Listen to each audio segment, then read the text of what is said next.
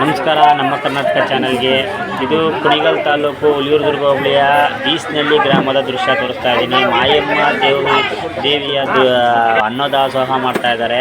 ಇಲ್ಲಿ ಒಂದು ವಾರ ಹಳೆಯವರಮ್ಮನ ಜಾತ್ರೆ ನಡೀತದೆ. ಹಳೆಯವರಮ್ಮನ ಜಾತ್ರೆ ನಡೆಯೋದ್ರಿಂದ ಇಲ್ಲಿ ಬೀಸ್ನಳ್ಳಿಲಿ ಅಕ್ಕ ಇರ್ತಾರೆ, ಮಾಯಮ್ಮ ದೇವಿ ದೇವಸ್ಥಾನ.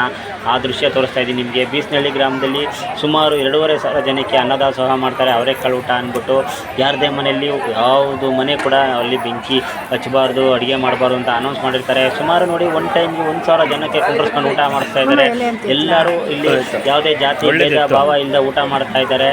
ಮತ್ತು 1,000 ಜನಕ್ಕೆ ಊಟ ಬಡಿಸಿದ್ರು ಕೂಡ ಇಷ್ಟು ಫಾಸ್ಟಾಗಿ ಊಟ ಬಡಿಸಿದ್ರು.